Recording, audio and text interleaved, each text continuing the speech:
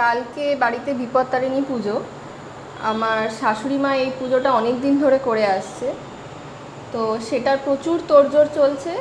মা এখন প্রচুর ব্যস্ত অন্যান্য কাজ নিয়ে। আমাকে এখন এটা সাজানোর দায়িত্ব দেওয়া হয়েছে, যজ্ঞকুণ্ড সাজানোর জন্য। তো পঞ্চগুড়ি দিয়ে যজ্ঞকুণ্ড সাজাচ্ছি। অনেকে এটাকে রঙ্গোলিও বলে, কিন্তু যেহেতু বাঙালি তো এটাকে পঞ্চগুড়ি বলাটাই আমি প্রেফার করি। মা খুব ব্যস্ত যেহেতু, তো মামুনি আমার সাথে আছে। মামুনি প্রচুর হেল্প করছে আমাকে। এটা এখনই মামুনি কিনে আনলো, আমি যেটা দিয়ে কাজ করছি। তোমরা দেখতে চেয়েছো যে লাইফস্টাইল ব্লগ, বাট লাইফস্টাইল তো এখন খুব শিগগিরই আমি দেখাতে পারছি না, ডেলি লাইফ। বাট ভাবলাম যে কালকে পুজো যেহেতু, তো এটা তোমাদেরকে দেখাতেই পারি কি করছি কি না করছি, তোমাদেরও ভালো লাগবে দেখে।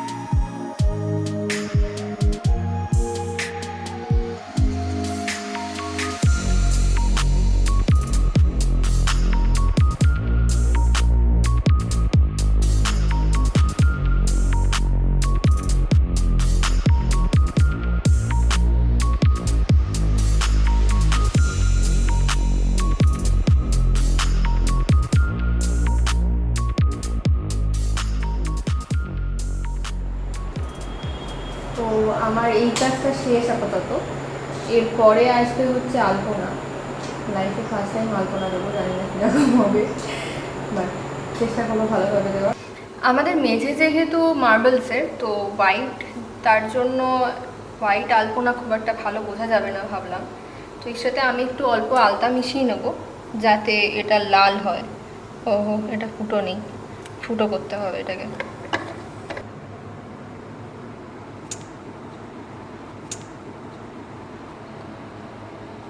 আশা করি সাদার উপর এটা ভালো লাগবে যখন ফুটবে, আলপনাটা শুকনো হয়ে।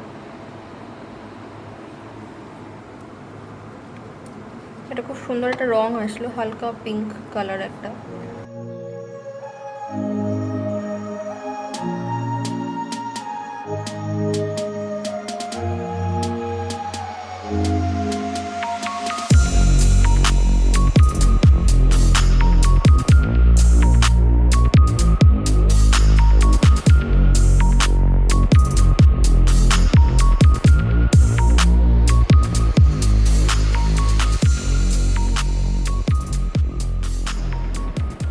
এখন রাত্রি 11:50 বাজে। আমি দুটো আলপনা দিয়েছি। চলুন আপনাদেরকে দেখাই কেমন হয়েছে আলপনাটা। এরকম, সরি, এই আমার হাত আসলে ব্যথা হয়ে গেছে, তো হাত কাঁপছে আলপনাগুলো দিয়ে। এটা আমার দেওয়া আলপনা। আর তুমি কি করতে এসছো এখানটা? তুমি কি করছো? আমি দেখাচ্ছি আমার আলপনাগুলো। তুমি হুম, হাত দিয়ে আমার আলপনা দিয়ে ও এইসব এই আসলে ও কিছুই না, এগুলো আপনারা ও পরে হাতে লাল আলতা মেখে বলছে ওগুলো ও বানিয়েছে। এগুলো সব আমার করা। তো আপনারা জানান কমেন্টে কেমন লাগলো আপনাদের এই আলপনাগুলো।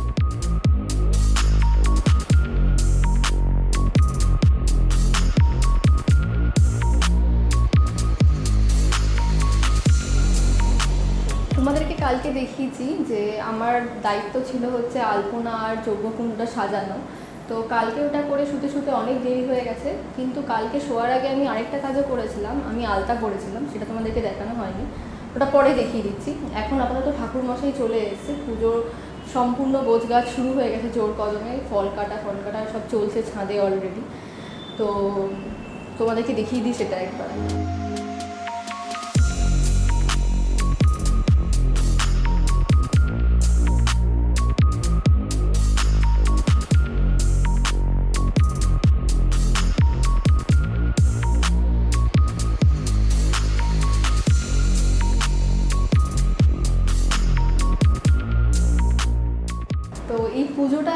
শ্বশুরবাড়িতে হচ্ছে আমার।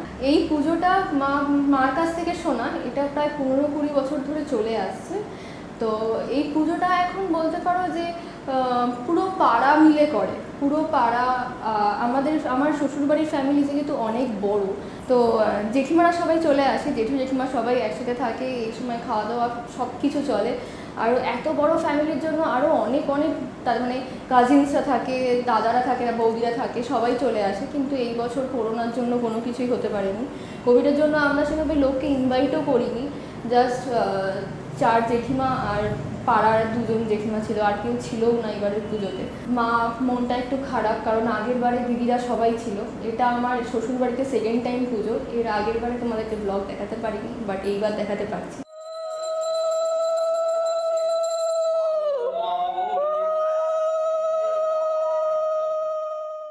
আমরা সবাই জানি যে বিপত্তারিণী পুজোয় সবাইকে 13টা করে লুচি, 13টা ফল, আস্ত ফল সব কিছু 13টা করে লাগে। আমি আমার মার কাছে শুনেছি বা দেখেছি, আমার মাও বিপত্তারিণী পুজো করে, যে সেদিনকে দেখেছি 13টা লুচি খেতে হয়। তো মার পক্ষে সেটা খুব কষ্টদায়ক হয়ে ওঠে, কিন্তু 13টা লুচি একদিনে খাওয়া। কিন্তু এই বাড়িতে আসার পর দেখলাম এই নিয়মটা একটু অন্য এদের এখানে। এরা কি করে যে 13টা পান নেয়, 13টা লুচি নেয়, তো ওর মধ্যে 13টা ছোটো ছোটো করে ফল থাকে আর একটা আস্ত সুপুরি থাকে তার সাথে। ওটা 13 জন যারা ব্রতী থাকে ব্যাস ওই একটা করে খেয়ে নেয়। তো এখানে 13টা লুচির সেই সমস্যাটাই নেই, যেটা থেকে আমি সম্পূর্ণভাবে মুক্ত হয়েছি, কারণ ওই 13টা লুচি খেতে গেলে আমাকে আর দেখতে হতো না। তো আজকে সৌরদীপ তো জোর করে বসবে। আমার শাশুড়ি মার আসলে মানসিক ছিল যে বিয়ের পর তার ছেলে বৌমা একসাথে বসবে পুজোতে। তো আগের বার ওই জন্য আমিও বসেছিলাম, এইবার আমাকে সেভাবে বসতে হবে না, আমি জাস্ট পাশেই থাকবো, ওই বসবে মেনলি, বাট থাকতে হবে আমাকে পাশেই।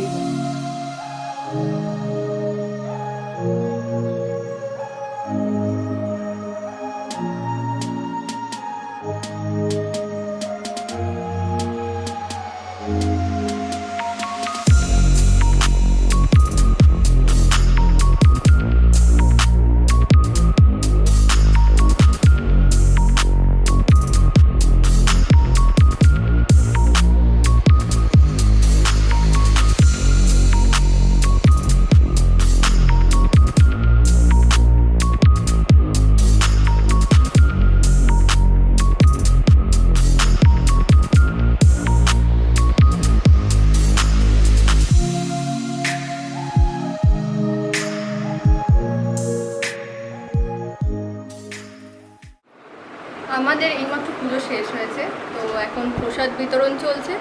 চলো তোমাদেরকে দেখিয়ে দিই।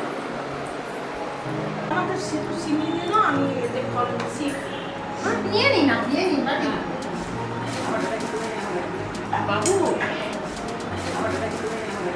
এটা হচ্ছে ব্রতীদের জন্য, যারা পুজো করেছে উপোস করে তাদের জন্য। এর মধ্যে 13টা ফল আছে, লুচি আছে, আর একটা পান আছে, সুপুরিও ছিল। এটা আমি খাবো ওই জন্য বার করে নিয়েছি, তা না হলে দাঁতের অবস্থা খারাপ। সারাদিন উপোস থাকার পরে প্রথম মায়ের প্রসাদ নিতে যাচ্ছে। আজকে যেহেতু বাড়িতে পুজো ছিল, তো আমি চেয়েছিলাম একদম ট্র্যাডিশনাল সাজতে। আমি প্রথমেই ভেবে রেখেছিলাম যে আমি এই শাড়িটাই পরবো, কারণ এই রংটা ভীষণ ব্রাইট ফুসিয়া পিঙ্ক, আমার খুব ফেভারিট একটা কালারের মধ্যে একটা। কিন্তু আজকে যে আর্ট করে শাড়ি পরবো, এই আইডিয়াটা সম্পূর্ণ আমার শাশুড়ি মায়ের।